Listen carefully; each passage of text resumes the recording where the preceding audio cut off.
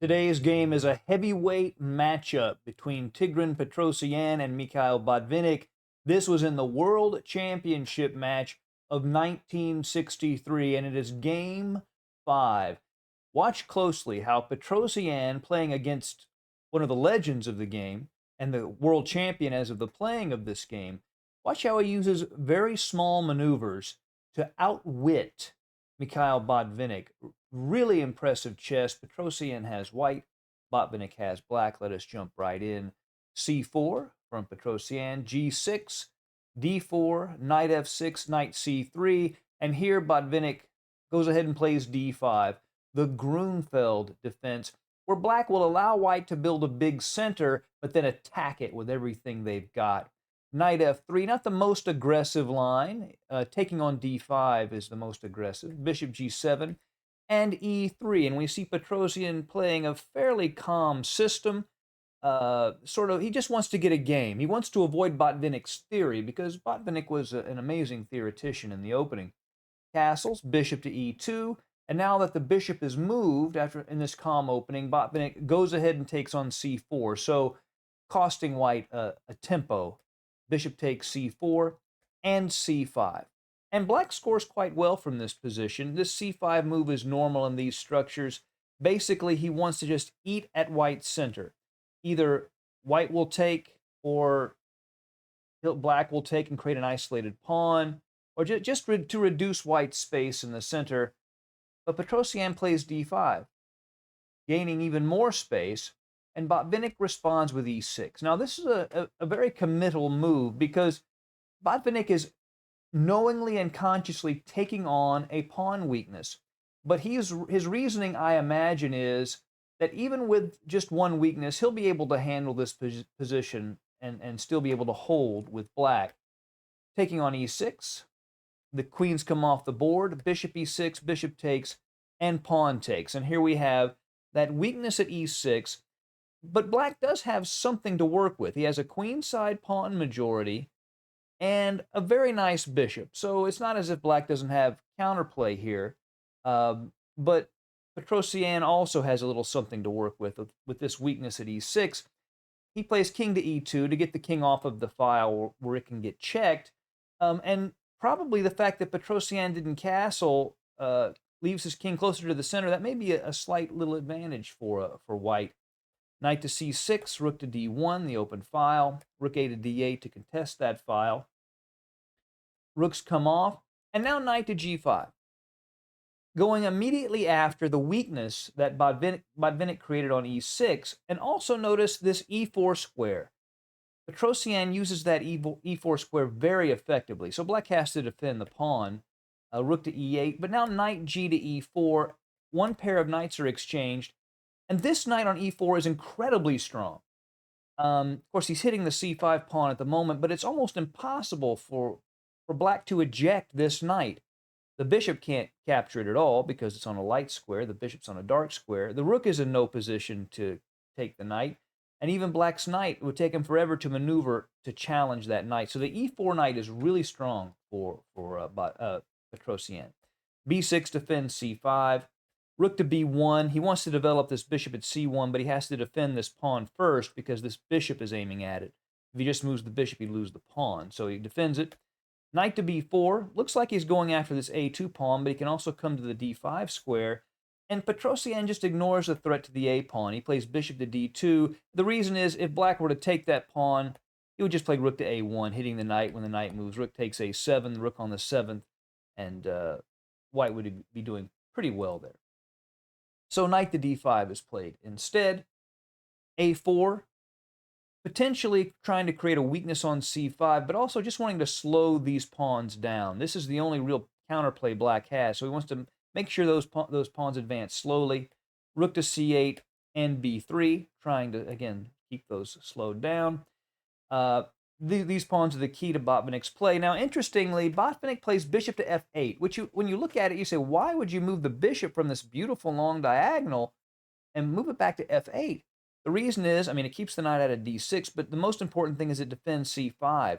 He wants to be able to advance these pawns, but he can't because this C5 pawn has too much pressure on it. So Petrosian goes ahead and puts even more pressure on it with the rook. Bishop to e7, keeping the knight out of f6. And now watch this. This is so important strategically. A lot of times when it comes to weaknesses, people will wait for the opponent to make a weakness. But the best players force and create weaknesses. Watch what Petrosian does here. He plays b4. Now there's a pin on this pawn, so the pawn cannot be taken by either the knight or the pawn. So Botvinnik advances it, and now b5. What Petrosian has done is he has artificially isolated this c-pawn. And, I mean, it's still a potentially strong pawn, but now it's much weaker than it would have been when it was a part of a healthy pawn chain. King to f7, bishop to c3, blockading that pawn. Bishop to a3 hits the rook moves up. Knight takes c3 check. Now rook takes c3. Petrosian wants to leave this knight on e4. That's a really strong knight, so he takes with the rook even though he knows it's going to be kicked away. Notice what this knight does. This king has no way of entering into White's position right now. The knight keeps it out of d6 and f6. Bishop b4 hits the rook goes back to c2, king to e7. Now knight to d2, attacking the pawn a second time. Black has to do something. He could take on d2, king takes d2, but here White is still a bit better because of the isolation of this pawn. He can go after it. So Botvinnik plays c3, advancing that pawn. The knight goes back to that nice e4 square, and then the bishop just tucks back at a5, and he's going to try to hold on to this pawn. King to d3 is played. So now Petrosian is attacking the pawn 3 times while it is defended twice. Rook to d8 check, king to c4, and here it would be pointless to play rook to c8 check because the king would come around to b3, and now the pawn would be lost because of the 3 attackers. So Botvinnik plays rook to d1. He knows he's going to lose that pawn, but he wants to activate this rook on the back rank. Knight takes c3, winning the pawn, and now rook to h1. Now this turns out to be a strategic mistake. The best idea here was to go ahead and take that knight, and for king c3, play h5, and rook d2, rook h1. And apparently this was possible. Black might be able to hold this position. Even though he's a pawn down, this is a position that Botvinnik might be able to hold. But he plays rook to h1 here, and now the knight goes back to e4, and this is one of those end games where even though there's pawns on both sides of the board, the knight is actually better than the bishop over here on a5. So rook takes h2, king to d4. He doesn't worry about the hanging g-pawn because this threat of rook to c7 check is so critical that has to be stopped. If rook takes pawn, then just rook c7 check, king d8, rook h7. White would just be completely winning. So he has to play king to d7 to keep the rook out, and now g3, defending this pawn, and of course the rook defends the f2 pawn. Bishop to b4, trying to get that bishop back into the game. King to e5, rook to h5 check, and king to f6. We talked about how the well-placed king was one of Petrosian's advantages here, and we see him going right into the lion's den, threatening some of Black's pawns all the way on the 6th rank. Bishop to e7 check, king to g7. Now e5 is played. Rook to c6, putting the rook on a strong post. Rook to h1, and Botvinnik's idea is to play the rook to a1 and try to eat that a pawn. But now Petrosian plays king to f7. Now this was the sealed move. You know, back then they didn't have computers, so they would seal a move, then come back later to play the game, maybe even the next day. King to f7 was Petrosian's sealed move. And his idea is to basically use the king and rook to aggressively push Black into a bad position. He's threatening rook to e6, and this bishop would not have any real comfortable place to go. Then the knight could enter in. Anyway, rook to a1, played by Botvinnik upon resumption. Rook to e6. We see now the attack on the e7 bishop forces the bishop to make a decision. Bishop to d8 is played. Doesn't want that knight coming into f6 with check. Now rook to d6 check, king to c8, and now king to e8. Again, Petrosian pushing that bishop where it doesn't want to go. Bishop to c7, the only move where it wouldn't be captured. It has to played a bishop to c7. Rook to c6. The bishop is pinned, and the threat of knight g5, knight e6 piling up on this pinned bishop is very dangerous for Botvinnik.